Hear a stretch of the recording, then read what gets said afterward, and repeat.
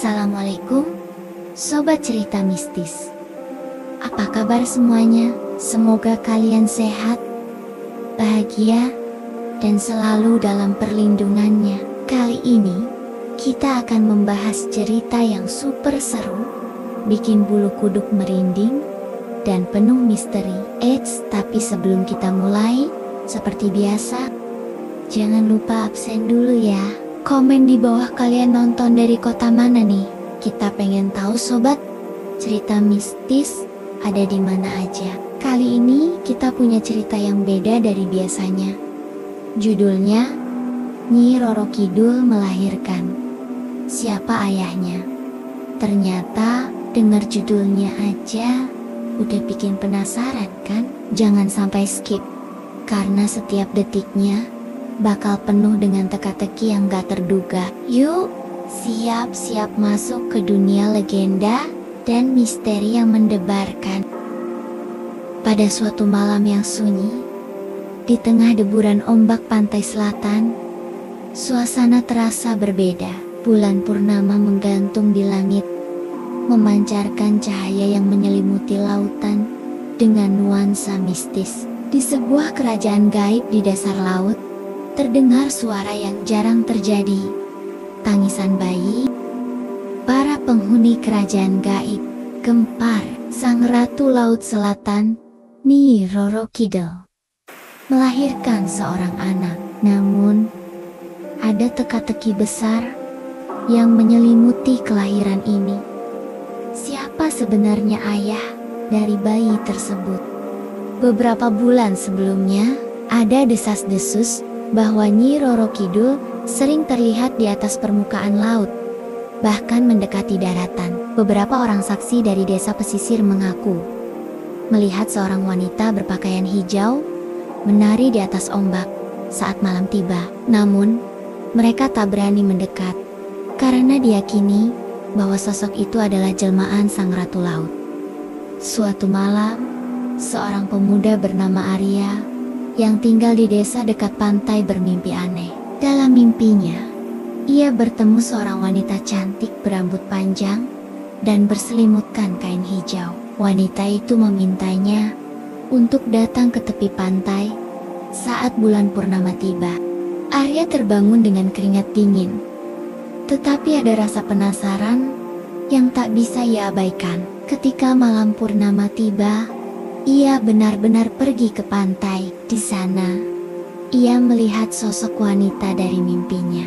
Tanpa sadar, Arya mendekat, seolah terpikat oleh kekuatan magis wanita itu. Wanita itu mengaku sebagai Ratu Laut Selatan, Nyi Roro Kidul. Ia berkata bahwa Arya telah dipilih untuk menjadi bagian dari takdir besar yang akan mengubah keseimbangan dunia gaib dan dunia manusia. Arya, yang awalnya takut, akhirnya pasrah dan menerima nasibnya. Malam itu, sesuatu yang misterius terjadi di pantai. Sesuatu yang hanya diketahui oleh mereka berdua. Beberapa bulan kemudian, tanda-tanda kehamilan muncul pada Nyi Roro Kidul. Para penasihatnya di kerajaan laut mulai bertanya-tanya, siapa yang bisa menjadi ayah dari anak yang dikandung sang ratu? Namun, Nyi Roro Kidul hanya diam dan tidak memberikan jawaban. Ketika bayi itu lahir, ia membawa tanda-tanda yang tak biasa. Matanya bercahaya seperti zamrud, kulitnya sehalus mutiara, dan setiap kali ia menangis, ombak di lautan bergolak hebat.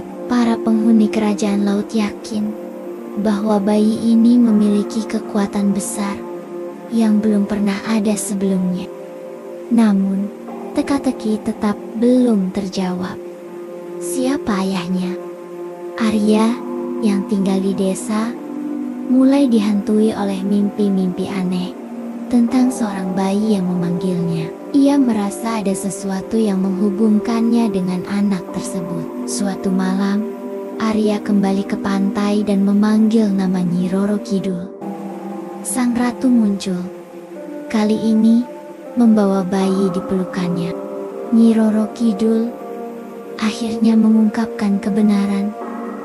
Anak ini adalah buah dari perjanjian kita. Arya, kau adalah ayahnya. Arya terkejut, tetapi ia juga merasakan ikatan yang kuat dengan bayi itu. Ia bertanya, "Mengapa kau memilihku? Aku hanya seorang manusia biasa." Nyi Roro Kidul menjawab, "Karena kau memiliki hati yang murni, keberanian yang besar, dan jiwa yang mampu menyeimbangkan dunia manusia dan dunia gaib. Namun, ini bukanlah beban yang ringan. Anak ini akan tumbuh dengan kekuatan besar, dan kau harus melindunginya." Akhir yang membuka misteri baru. Arya akhirnya menerima tanggung jawab itu, tetapi ia harus hidup terpisah dari anaknya yang akan dibesarkan di kerajaan laut. Namun, ia berjanji akan selalu datang jika anak itu membutuhkan dirinya. Mimpi aneh yang terus menghantui malam-malamnya. Bayi itu, yang kini diberi nama Raka, terus muncul dalam mimpinya, memanggil-manggilnya seolah meminta bantuan. Namun, di balik mimpi itu, Arya juga melihat sesuatu yang mengerikan. Gelombang besar menghancurkan desa-desa pesisir, dan sosok-sosok gaib bangkit dari lautan dengan mata merah menyala. Merasa ini bukan sekadar mimpi, Arya memutuskan kembali ke pantai selatan untuk mencari jawaban dari Nyi Roro Kidul. Namun, saat ia tiba di pantai, suasana terasa mencekam. Ombak bergulung lebih besar dari biasanya. Angin bertiup kencang, dan udara terasa dingin menusuk. Di tengah keheningan itu, suara tangisan bayi terdengar samar, menggema dari arah lautan. Tiba-tiba, muncul sosok pria tua berjubah putih yang tidak pernah dilihat Arya sebelumnya. Pria itu memperingatkannya, anak itu adalah kunci.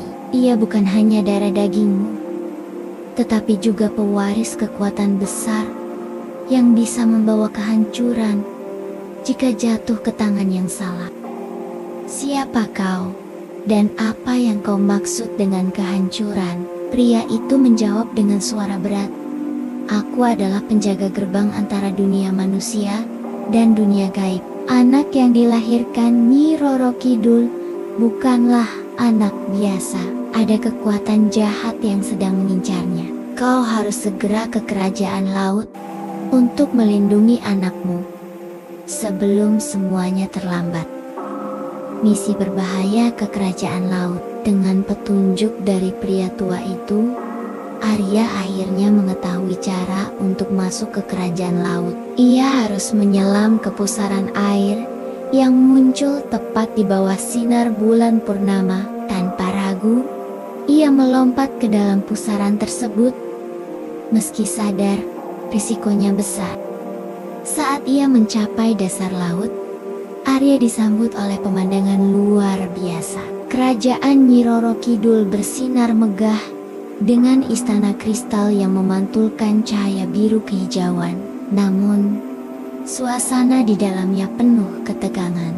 Para prajurit gaib berjaga dengan senjata, dan desas-desus tentang ancaman dari kekuatan jahat semakin santer terdengar. Nyi Roro Kidul menemui Arya dengan wajah serius. Arya, aku tahu kau akan datang, tapi kedatanganmu kali ini lebih dari sekadar mencari jawaban. Ada sesuatu yang harus kau lakukan, Raka. Dia sedang dalam bahaya. Arya mendesak. Apa yang sebenarnya terjadi? Siapa yang mengincar Raka? Nyi Roro Kidul menjelaskan.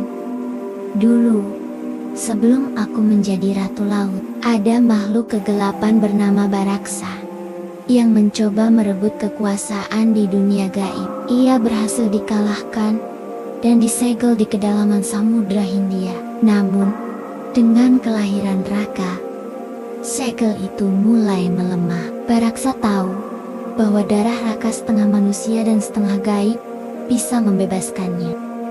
Tanpa menunggu lama, serangan pertama pun datang. Pasukan gaib Baraksa menyerbu kerajaan laut, memecahkan perisai pelindung yang sudah berabad-abad melindungi istana Nyi Roro Kidul. Ombak besar mengguncang istana dan makhluk-makhluk kegelapan menyerang tanpa ampun. Arya, yang awalnya hanya seorang manusia biasa, kini dihadapkan pada pertempuran besar. Namun, di tengah kekacauan itu, ia merasakan sesuatu yang aneh. Ada kekuatan di dalam dirinya yang tiba-tiba bangkit. Tangannya memancarkan cahaya keemasan. Dan setiap kali ia mengayunkannya, makhluk-makhluk kegelapan hancur menjadi butiran air. Nyi Roro Kidul terkejut melihat kekuatan Arya. Itu kekuatan leluhurmu. Kau adalah keturunan para penjaga dunia manusia. Itulah mengapa aku memilihmu menjadi ayah dari Raka. Arya dan Nyi Roro Kidul berjuang mati-matian untuk melindungi Raka. Namun, di tengah pertempuran, Baraksa akhirnya muncul. Sosoknya besar, dengan tubuh berlapis bayangan hitam pekat, dan matanya bersinar merah darah. Ia langsung menuju tempat Raka berada, ingin mengambil darahnya untuk memecahkan segel terakhir. Melihat situasi genting itu, Arya mengambil keputusan besar. Ia tahu bahwa satu-satunya cara untuk menghentikan Baraksa adalah dengan mengorbankan dirinya. Dengan kekuatan barunya, ia menciptakan segel pengunci yang sama seperti yang digunakan untuk menyegel Baraksa dulu. Namun, segel itu hanya bisa aktif jika ia menyerahkan jiwanya. Aku tidak akan membiarkan anakku menjadi korban, kata Arya dengan tegas. Nyi Roro Kidul mencoba menghentikannya. Tidak, Arya. Kau adalah satu-satunya penjaga yang tersisa.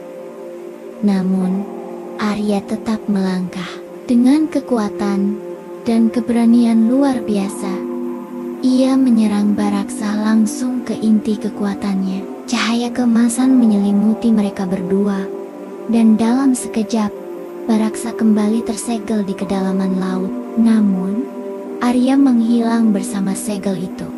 Akhir yang menyisakan luka. Nyi Roro Kidul memeluk Raka yang menangis. Sementara kerajaan laut kembali tenang. Namun, ada kesedihan mendalam di hati sang ratu. Arya, seorang manusia yang dipilih karena keberanian dan kemurnian hatinya, kini telah tiada. Namun, sebelum menghilang sepenuhnya, suara Arya bergema di lautan. Raka, jadilah penjaga yang lebih kuat dariku dan lindungi ibumu. Aku akan selalu bersamamu dalam setiap ombak yang bergulung di lautan.